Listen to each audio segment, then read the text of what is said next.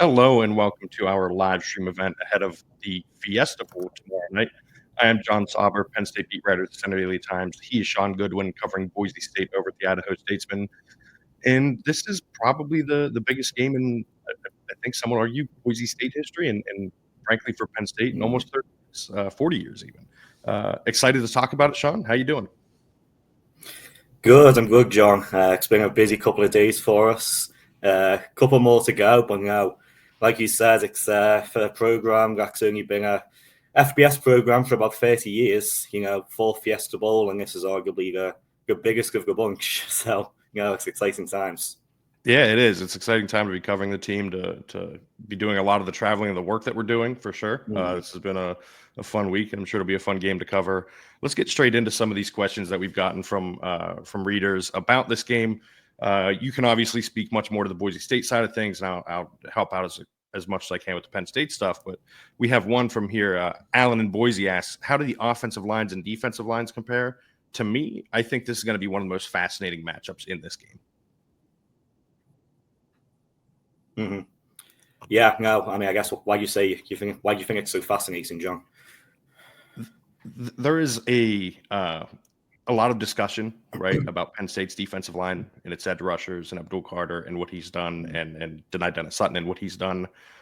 But I think there is an argument that this Boise State defensive line specifically is one of the few in the country that can match that level of production, right? And I want to know, what have you seen from those Boise State edge rushers that makes you think or makes you believe, right, that those things that this is a line that can be impactful on Tuesday?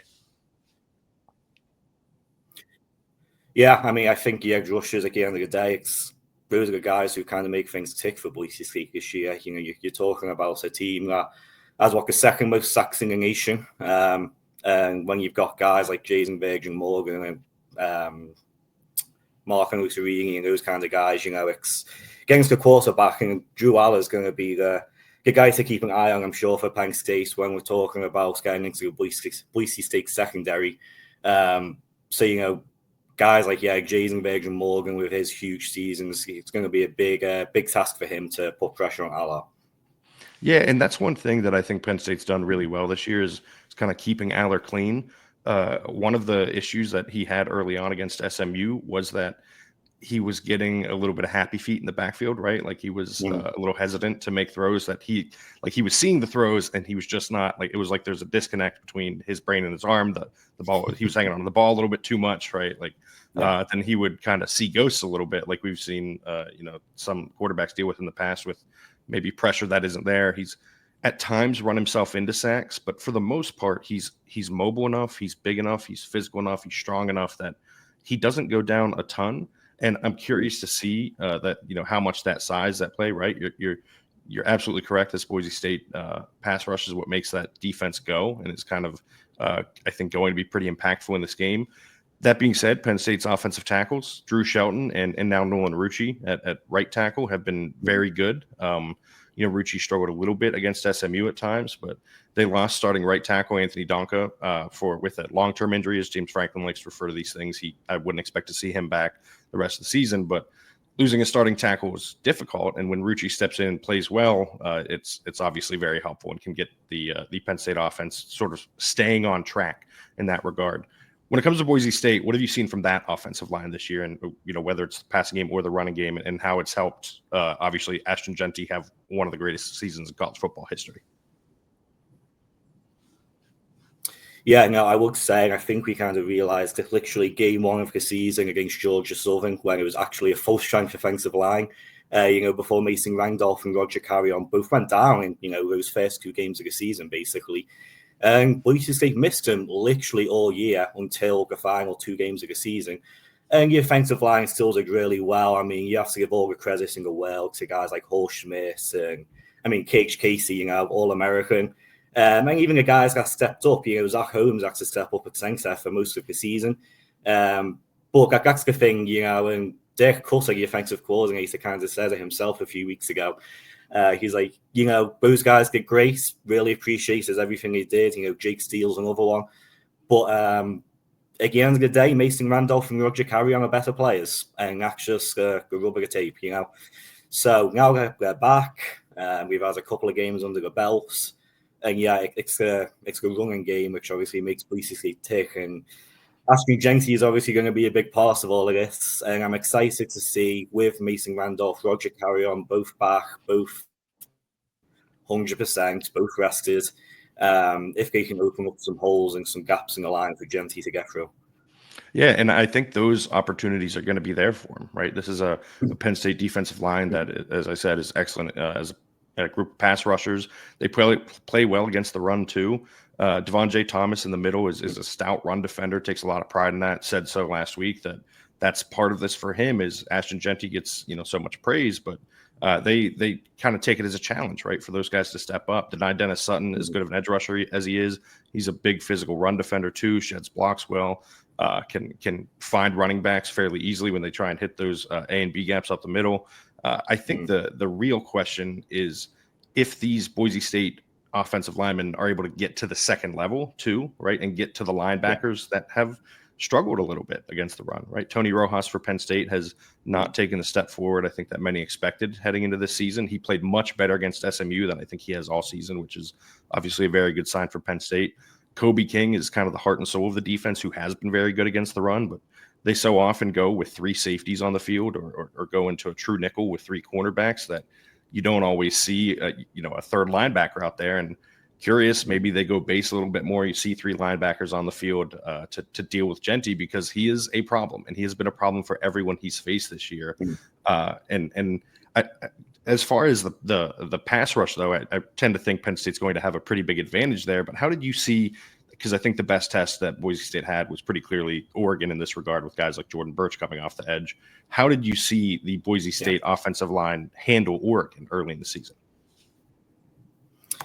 I mean, especially back then, it was kind of a team with, I don't want to say growing pains, but especially it was essentially Maddox Magson's third start. He has his one start last year in New Mexico, got injured, and then became the starter this year. So that was a team still some growing pains as well.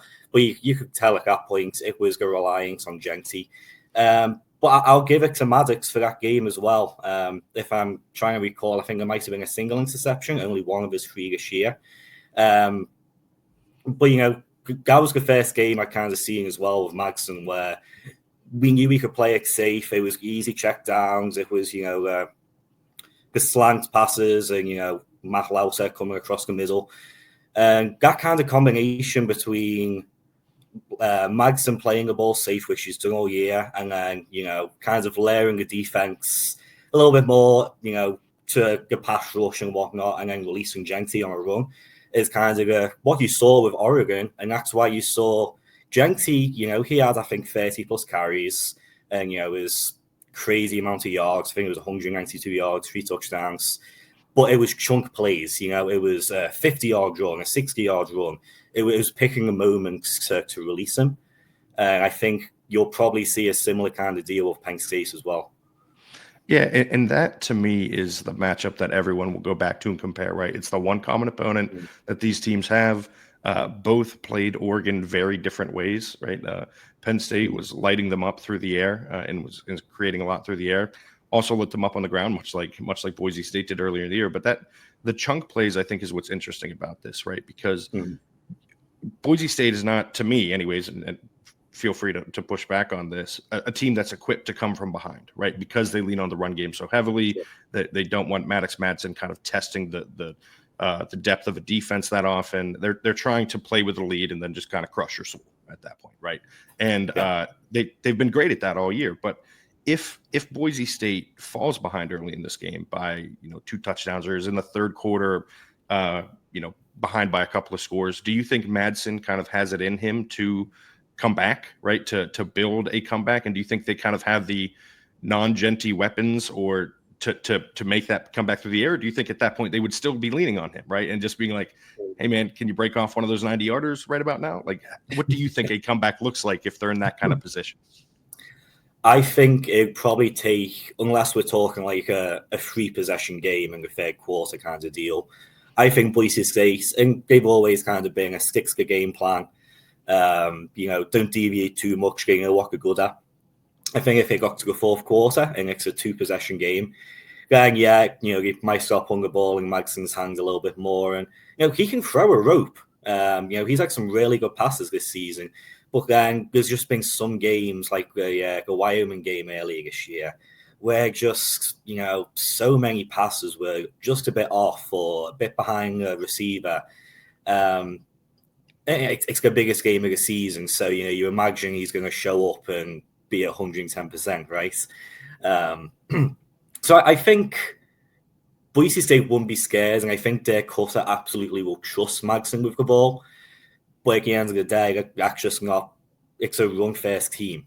And if it's a 2-possession game in the fourth quarter, I don't know if Boise State will be able to, get up and down the field quickly. Unless it's, like you said, it's give the rock to Genty and be like, can we have 80 yards, please? Yeah, and that's honestly I think that's what this game has to look like from start to finish for Boise State, right? I think this is a ball control kind of game, limit the possessions that each team has, make this, frankly, make it difficult for Penn State to get 30-plus points. I think that's how Boise has a chance in this one. I do think Penn State is going to, obviously realize that and try to score quickly and early, right? They're going to, I wouldn't be surprised if we see a little bit of tempo out of Penn State just to kind of try and get things going. But defensively, all year, they have not been a team that gives up explosive plays, right? They've pride themselves on their bend but don't break defense. They get you, if you get down in the red zone, that's when they kind of stiffen up and it's a lot harder to score on them. And they've been excellent from that standpoint. They are creative defensively with defensive coordinator Tom Allen. They will throw some blitzes at teams that go to this prowler package in 3rd and long, where it's essentially 6 floating players at the line of scrimmage and 5 defensive backs that, you don't know who's going to rush. You don't know who's going to drop. And I think that will be interesting to see if they even try that, because it's been a staple since Manny Diaz was the defensive coordinator the last couple of years, but it's kind of difficult to do that, even if it's 3rd and 17 and Ashton Genty's in the backfield, because it is very possible that Boise just hands the ball off in that situation and that he picks up a long gain anyways, right? And so I'm fascinated to see how much Penn State kind of has to change its identity in this game, because as you mentioned, Boise State is going to stick to its identity, right? It is who it is. It's going to try and win this game on the ground. I guess to flip to the Penn State offense a little bit here, more holistically, do you think this is a Boise State secondary that has kind of dealt, or back 7 that has dealt with a player like Tyler Warren yet this year? And do you think, how do you think they'll handle that kind of strange weapon that can be used in that many ways that he has this year? Yeah, I don't think they've dealt with a player as good as Tyler Warren. They've had some good opponents through the year, some good receivers. Obviously, over his name's slipping my mind now. The San Jose State's Nick Nash, obviously. Yes. So, they've had some damn good receivers that they've had to deal with. But I think, like you said, just everything that Warren's able to do. He's the best tight end in the nation, right? And I think you look at guys like, Zion Washington, Ty Benefields, more of our free safeties and whatnot over here. I think they'll be able to deal with it. I think the worry's more when you get into the true secondary, throwing towards the corners, Jeremiah Eby, Rodney Robinson if he's back there. That's where the team has kind of struggled. It's been those deep passes downfield. Tackling has not been good downfield as well. And I think that could be what does Boise State in. And it's very interesting because Penn State's receivers have struggled all season, right? Warren has been phenomenal as a tight end. Trey Wallace will step up at times at wideout. He's a really good athlete who can high point the ball really well down the field. They have a guy like Amari Evans, who's a great deep threat, but doesn't do a whole lot else. So you kind of know he's running downfield if he's on the field, or they're going to try and get him the ball behind the line of scrimmage to create something with his speed.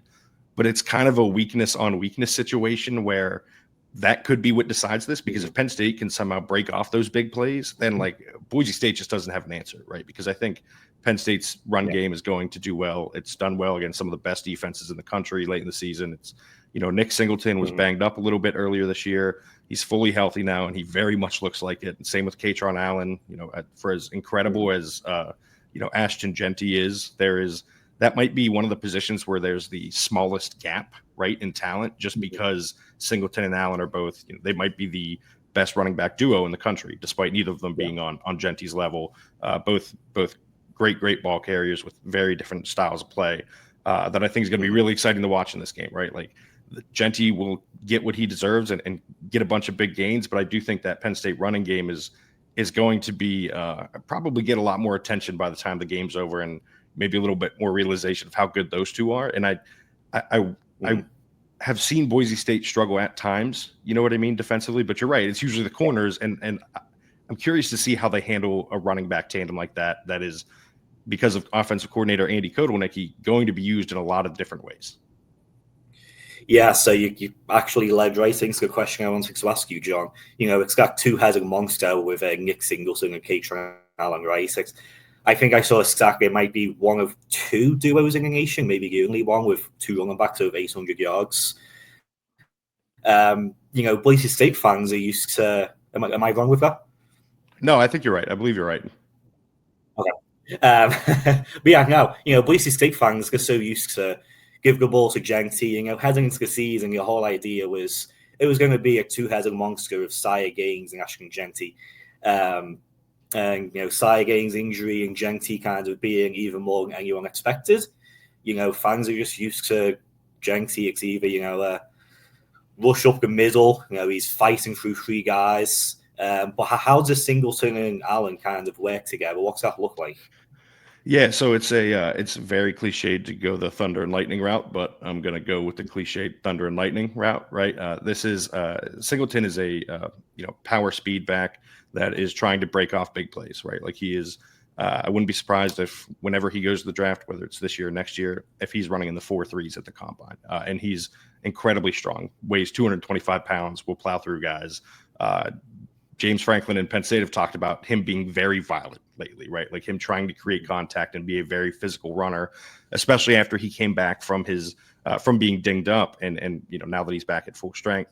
So he is the one. He's going to look to bounce outside a little bit more than Allen does. He's going to they're going to use him a little bit more in the passing game in space. I think will be an objective for them in this game especially. But Katron Allen is your thunder then, right? He is the big bruising back who is. I mentioned violence with Nick Singleton. Katron Allen will willfully, instead of running into the open field, go find a defender to run over instead, right? Like he is. I watched this happen in the SMU game. It's probably not a great decision because if you have open field, you should take it. But they were up so much it kind of didn't matter against the Mustangs. But he picked out a defender and ran him over rather than running to the open field. Not quite the speed. Does not have the breakaway speed. Wouldn't be surprised if he is in the open field and gets caught from behind once or twice. Not saying he's slow by any means, but probably closer to like a high 4.4s, 40-yard dash. Mm-hmm. He's also a very good receiver though. And they use him as more of a reliable weapon out of the backfield, right? They're not going to, send him on wheel routes or anything, but they will run angles with him. They'll run him into the flats just to, when you need 3 yards, get him out there and get him into space. And so like combined, they're one full Ashton Genty. That's not how that works, right? Like you can't do that. But separately, they are excellent, have been excellent all season. Running back has been a strong point for Penn State for pretty much the entirety of the James Franklin era. And, I think that's going to continue, right? I think that is one of the things that I think merits watching in this game, how good those two play and what they're capable of doing. I guess to kind of pivot more to what we are expecting to see from a result standpoint. If Boise State pulls off this upset, what does it look like to you? You know what I mean? Like, where are the areas? I know we wrote about this. You can find that over at the Idaho Statesman and Center Daily Times. You can find it on our websites. We talked about the most important players in this game and who will kind of shift it. But what does the kind of game script and game flow look like to you if Boise State pulls off the upset? I've been saying since we found out it would be Penn State. I think, the line, I think, is 12 points right now, Penn State. I think it's going to be one possession. I don't know what way that's going to go. And don't get me wrong, there's the absolute possibility that Penn State could blow Boise State out and we're looking at another playoff blowout. But I do think it's going to be, I don't think Boise State's going to blow Penn State out, well, that way. I think if Boise State does win, it's going to be by a possession. And yeah, how they do it, again, I think if Penn State were to try and stop Genty, I think it's going to be up to a guy like, you say, Tony Rojas needs to step up. Kobe King actually asked to him a little bit about Genty yesterday as well. And he was just saying how much of a patient runner he is. And, how it's going to be a case of, Penn State defense going sideline to sideline. And at the end of the day, I think if Boise State can avoid turnovers, if Maddox Madsen can, again, keep the ball safe, don't throw any interceptions, if I were to give you a prediction, I really think it would be something like a 31-28, field goal victory for Boise State, if that's how it would work. But how would it look for Penn State if they were to win, John? Yeah, I think this is one of the rare instances for Penn State where if they kind of just do what they're supposed to do, they're going to win this game, right? I think variance would play into Boise State's favor. So I think Penn State's got to go out there and be itself on defense, not try to do too much. Yes, you need to focus on Ashton Genty, but you also need to understand that you will get burned over the top by Cam Camper if you let him go, right? Like if you focus too much on Genty, you will get burned. And so I think they need to maintain their identity defensively. They need to be better at tackling than they have been recently. They've been very good tacklers at times this season, but it waxes and wanes, especially at the second level. Offensively, I just think this is, metrically, like I think this is the worst defense of the playoff. Boise State's, I think they're in the 50s in ESPN's Bill Connolly's SP Plus, which is like a predictive measure and puts a lot of factors into it to determine defensive success. But this is a defense that can be had. And you mentioned those corners. I think the wideouts just kind of have to have a normal game, right? Like they don't have to be extraordinary. Pretty much everyone on Penn State's offense just has to play like it's capable of. Tyler Warren, wouldn't be surprised if he finishes with 12 catches for 200 yards. Wouldn't be surprised if he finishes with 7 for 80 and a touchdown, right? And I think Penn State can have success with either of those things. And I think that's where the talent gap comes into play here, is that Penn State just kind of has to play like itself, right? And it can get the win. Whereas Boise State, I think, does need variance. It needs to introduce things. That's how you end up being, a 12-point favorite, right? Like it's clear that the odds makers see that gap and everything. And so I think it's really, it's kind of straightforward like that, right? I do think it will be relatively high scoring. I said 38-28 Penn State. And I wouldn't be surprised if it's like, a touchdown game and then Penn State puts it away with a field goal to make it 2 scores with 2 minutes left, right? Like I think Boise State is going to be in it throughout, but like we said at the top, I think if there's one scenario where it gets out of hand, it's because Penn State gets up early and then Boise State is kind of rattled. And I don't expect that. I don't think Boise State has been rattled much this season.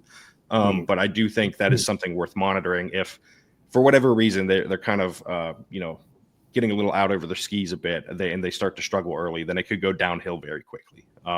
This is too good of a Penn State team, quite frankly, to allow yourself to get behind or to play shell-shocked or anything like that. Like if you come out and you're down 14-0, Genty's still got to get the ball, right? Like it's got to be one of those situations for Boise State. I do think it's going to be a very good game. I think it's going to be a very explosive, play-oriented game with Tyler Warren and Ashton Genty. You don't always get two of the best players in college football on the same field in a game that matters this much. So that's very cool. Something I'm very excited to see. I think we can probably answer one more question here before we get out of here, and I'll flip it a little bit for Boise State's perspective too. But we have a question from Bob in Boise, who the one player Penn State could least afford to lose in the portal. This is pretty straightforward. It's Drew Aller. He's not going in the portal, but it's not a concern. But he is, the engine that makes it all go, right? He is he has taken a massive step forward this season as Penn State's starting quarterback. He's been phenomenal at times this year. I mentioned he gets a little skittish, but the arm talent is unbelievable, right? There are throws that he's the only quarterback in college football that can make from those, from one hash mark to the opposite sideline on an out route that you don't really understand how he got the ball there. And you just you shake your head when you see it because it's probably a bad decision, but he knows he can make that throw and the team knows he can make that throw. So he gets away with it, right? And that is not a concern for Penn State, though. I don't expect them to have many major departures in the portal. This is the position they're in with Aller coming back next season, already saying as much that he's not going to enter the draft. This is going to be a big offseason for Penn State, where they add, right? Like this is however far they make it in the playoff this season, they're going to be able to say, hey, look, Drew Aller's coming back next year. Maybe a few more players that are expected to leave come back. And all of a sudden you're pitching to portal guys that they can return or that they can join Penn State and be a part of a deeper run into the playoff, however it goes this year.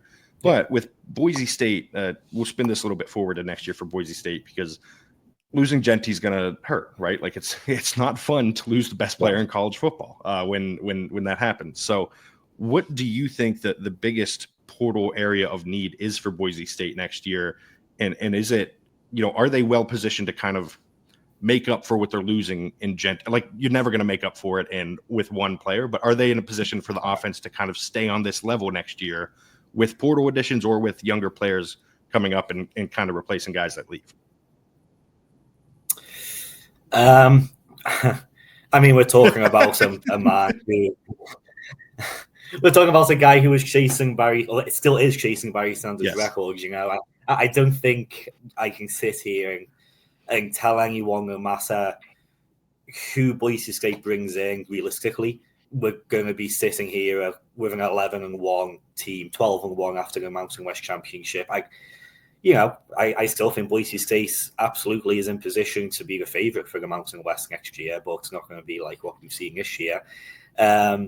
But yeah, it'll be a mix of, again, we got Breezy Dubar and Sire Gaines, who have both been injured for good chunks of the season. Again, I was kind of expected to be the three-headed monster even with Genty, and both of them being out just didn't help. Dylan Riley, freshman running back, he's looked good on special teams this year. So, you can try and make it up in the aggregate. I don't think... Yeah, I think that's the best way you can look at it. And then outside of that, the wide receiver core, you're losing Cam Camper probably. There is a possibility he could come back because of the Diego Parrier and his AA ruling with the JUCO eligibility, but he remained kind of coy. But otherwise, you've got Latrell Caples who's coming back, but otherwise, Austin Bowles, Prince Strong, those are guys who you could probably get some improvement, honestly. So if Boise State were to dip in the transfer portal for wide receiver, I don't think that'd be a bad move at all to give Magson a little bit more weapons and let him grow as well. Magson's only a redshirt sophomore at the end of the day, and it's his first year as a starter. He's got several years left here, and I think if you start to give him a few more weapons going forward, outside of Latrell Caples, gotta be a big help as well. And I guess then to quickly flip it as well with the idea of losing players.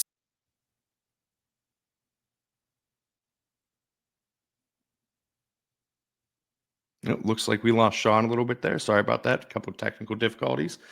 This is a good place to wrap it up. We had a great time doing this. I appreciate, Shaun's insight to Boise State and everything he does at the Idaho Statesman. Do we have Shaun back potentially? We shall see. We do, but my laptop just died, so I think it's a good spot. Anyways, we appreciate you tuning in. This was great. I'm very much looking forward to covering this game tomorrow. You can see everything Shaun writes over at the Idaho Statesman. He does a great job there. You can find all of his preview stories, everything about Ashton Genty that you want to read is there. He does an excellent job covering the team. You can find everything I write over at centerdaily.com. We have a bunch of stuff up, including a game preview with a lot of in-depth coverage.